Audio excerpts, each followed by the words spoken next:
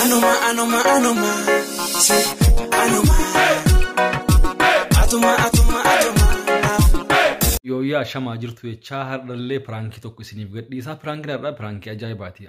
Artiistiidhaati. Aktiivist Sa'ad Yusuf pirankii godhame.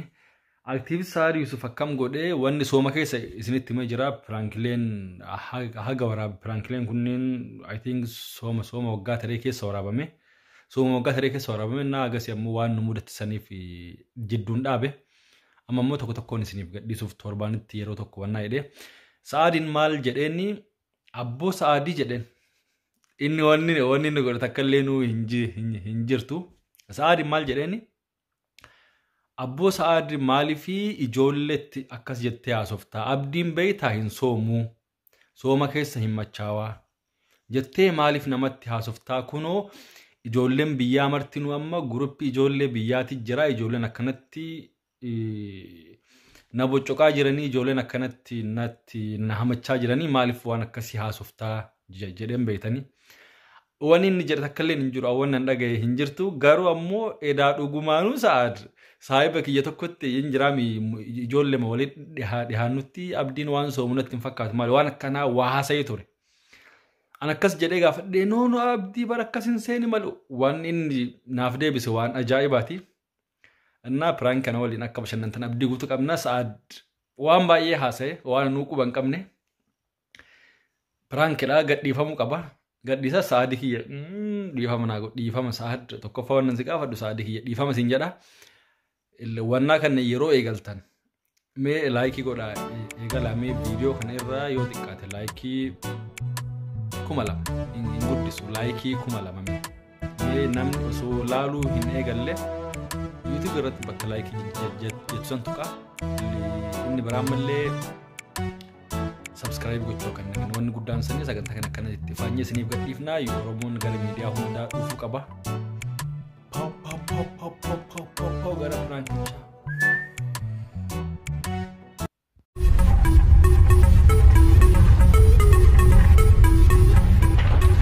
Orazi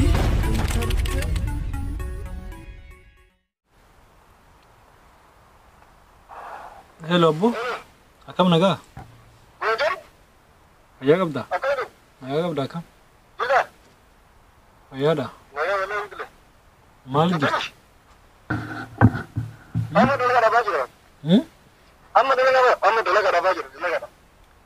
Okay. Wannaati baramma guruppii daddaa ijoollee biyyaa takka irratti beeytee amma na bocoqaa jiranii.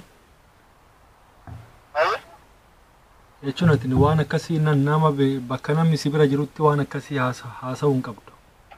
Fuulduraaf illee jechuudha.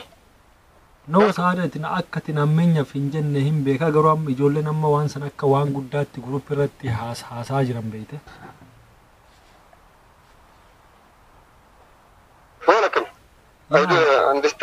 Jechuun amma akka waan na gorsuuf asii galee abdiin hin soomuu.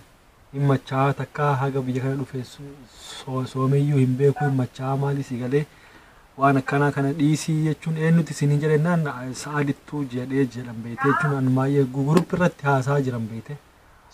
Kana eenyu jedhe jedhee jira eenyu jedhameeta abbaa boruutiin jedhe sii barage abbaa boruu osoo mamni biratti hin soomne jechuudha.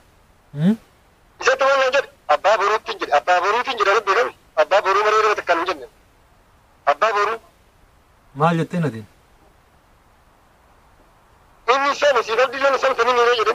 Inni la jarti faranji kana jarti faranji obbo kaatu. Namni jarti faranji kana somo jedhe. Waan biraan jennu hin dhugaa minaamin jinni minaamin waata kan jinni. Somo jedhe.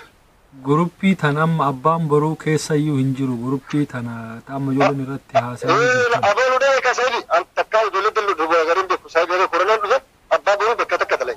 No achi durallee amma yeroo ati jettee miti bareechuun yeroo waan akkana haasoftu of eeggachuu qabda beekte amma biyyaayyuu amma kun maan soomne naan jechaa jiran. Kana eenyu jedha beektaa? Wallaahi billaa abbaa boruu. Abbaa boruuti nama biraa takka. Ati akkamitti akkas jettame?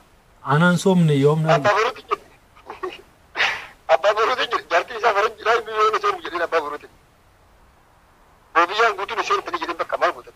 biyya guutuun shoomtanii jedhanii abbaa boruuti.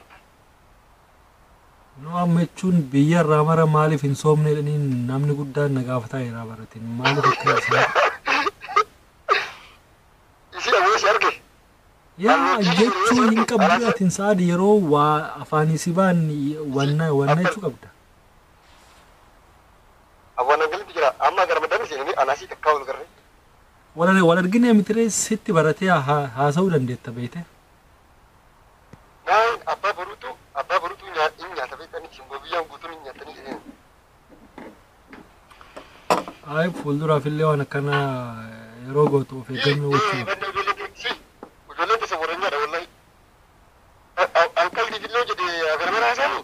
Guruup irratti ajandaa godhanii haasaa biyya irraa maaliif hin soomne jedhanii na gaafataa jiranii bara taate kamiin waan akkana haasofte sheemni sin qabu.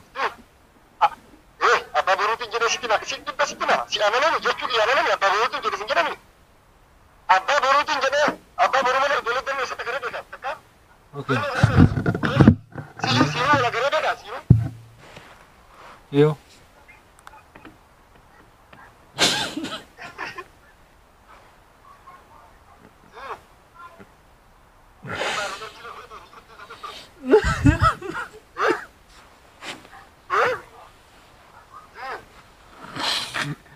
Pranki ajaa'ibaa.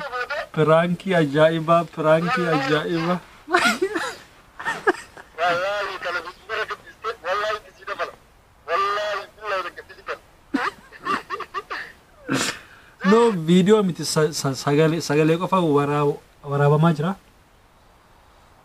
Bazawi saadi wajjin videodhaan haasaa jirra videoon pranki godheeni garuu sagalee qofa waraabame saad kuno maayikii of jala qabee sagalee qofa waraaba videoon hin waraabamne akkasitti oraazii entertainment irratti akkasitti pranki taateertas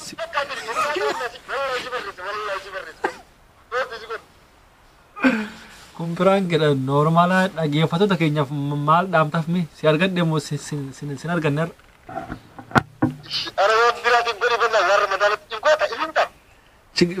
maal fi maal jechuun ati namni waan an jedhellee hin jiru sim jedhee aayidiyaa mallaaf hakaasee haasee saaduu pirankii taate moo hin taane argamte moo hin argamne dafi. Nargattu jirta. Isin ajaa'ibu amma edit godhe irra deddeebi'ee laalaati jira sa'aadii kiyya dhiifama.